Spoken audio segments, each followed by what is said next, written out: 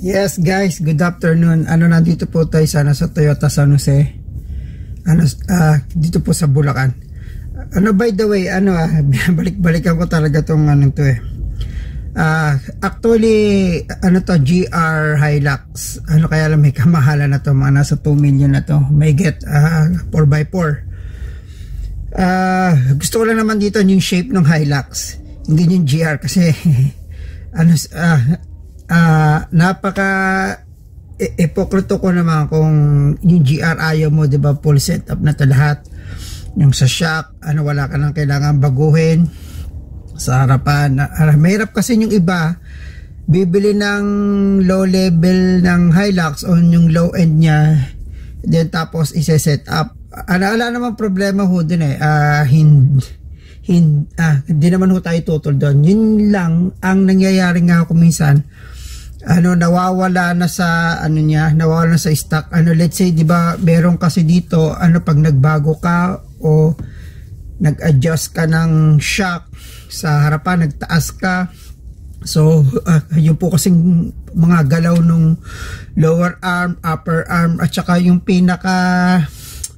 yung pong kasublong ng rack end, yung pong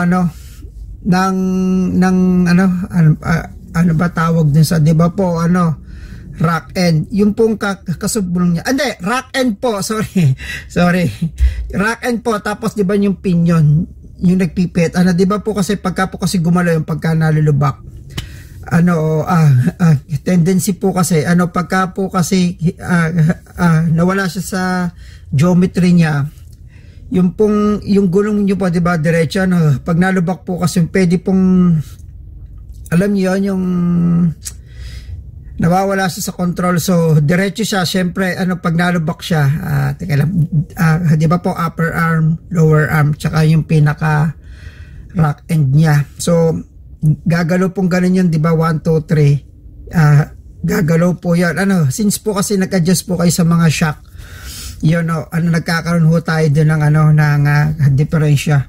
So kung bibili po tayo ng kumbaga po na desidido talaga tayo na in later tayo mag-upgrades ng shock, ng coil spring. So much better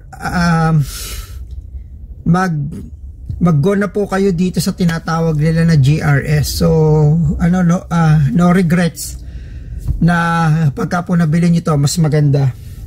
And then lahat po kasi dito ng mga naka-design, lahat po ng mga loaded po dito ng mga parts is pinag-aralan po talaga to nung Toyota. Meron po kasi ako nababasa dun po sa group po nung pong sa mga sasakyan, kahit saan po Hilux group, Grand Starex, pa ba, yung mga Navara. Pagka po yung pumihit po yung gulong, 'di ba po, kakabig po kayo, mag-i-steer kayo ng todo. Dumidikit na po yung gulong nila doon sa sa yung pong yung fender. So nararab na po yung plastic. So meron po nasasacrifice talaga. Meron naman pong mga mahuhusay po talaga magkabit na mga nag-i-install po talaga na shop na talagang legit. Bibigyan naman po kayo nila ng advice kung po pwede po itong setup na to, yung pong ilalagay nila na gulong, yung profile ng gulong, kasi yan, kakapal po kasi pagka po kasi kumapal yan, may tendency po na dumikit na po siya sa tulad po nung sa Starex po, pagka po kasi tumaas pa siya sa 215, let's say po 235 na inilagay nyo kasi palalaparin nyo, didikit na po sa shock, sa front shock po yung coil nung sa Grand Starex. Nakita ko po yun So nangyari po, hindi po lahat po nung po na gusto natin yung po na po pwede po na natin ilagay sa sa sasakyan po natin. Nawawala po kasi siya sa ano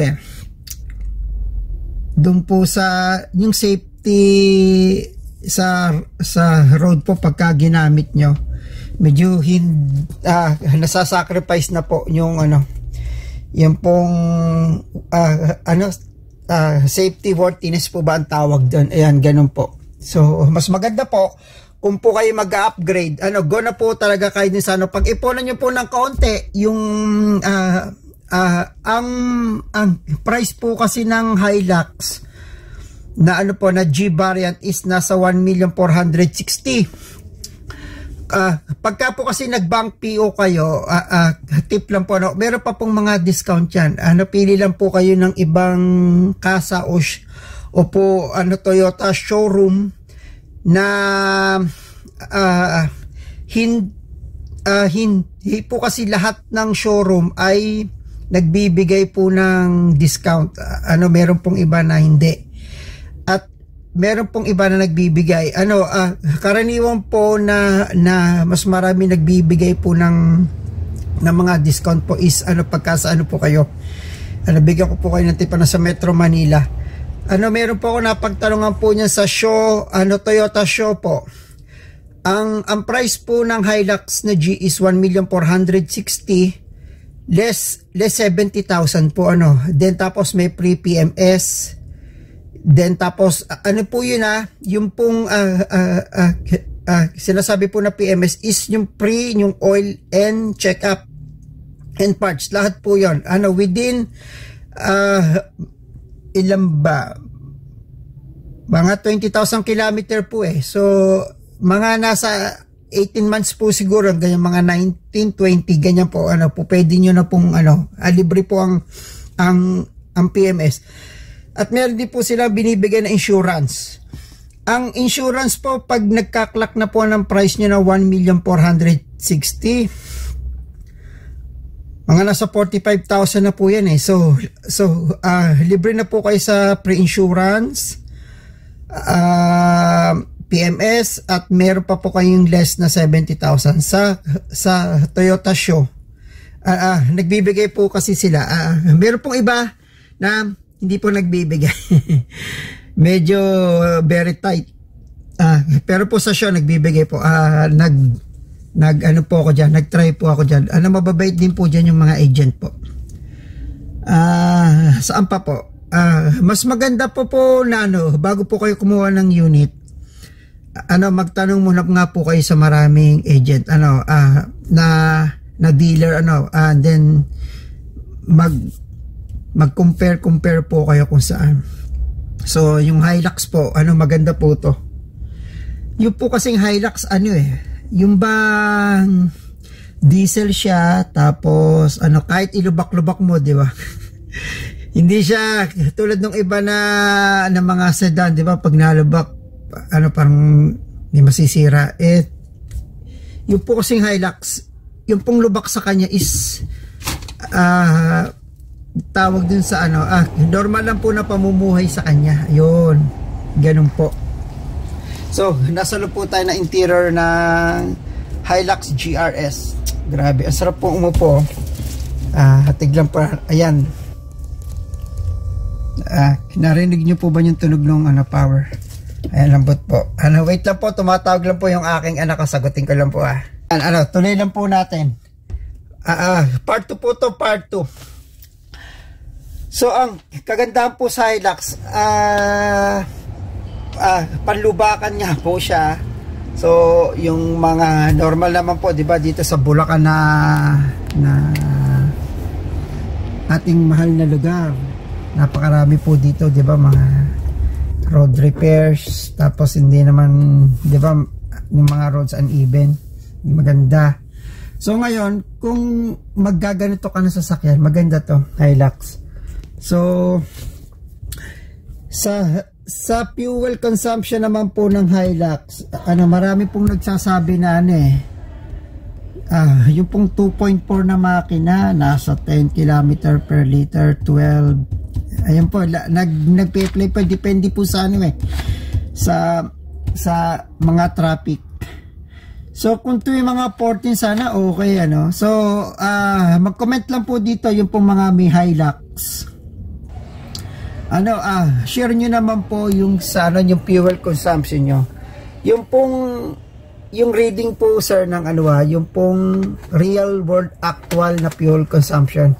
Hindi po yung dito sa may display kasi niya minsan ano po hindi po ano pare-parehas po yung ano yung sa ano consumption po niya. So yung sitting yung pong sitting position ko ito po. Ayan, medyo nakalubog po ako tapos taas ko ng kaunti. Wala po siyang lumbar yung pong kanyang leather fabric po yung gitna. Ayan po, fabric po yung gitna. Fabric. Pero yung pong gilid po niya is ano po, leather or leatherette. Ayan. So, sana po meron po akong na-share doon po sa ba't makakatulong po doon po sa mga nagpaplano pong bumili. Konti lang pong tip. Sana po makatulong sa inyo. At medyo mainit na po dito sa loob at lalabas na po tayo. Maraming salamat po and good day po sa inyo lahat. God bless. And sana mabili nyo rin po yung mga pangarap nyo sasakyan. Sa totoo po, masarap po yung may sasakyan pag meron po kayong gustong puntahan, napupuntahan nyo po sa pinakamabilis na oras. Thank you guys and have a good day. Bye.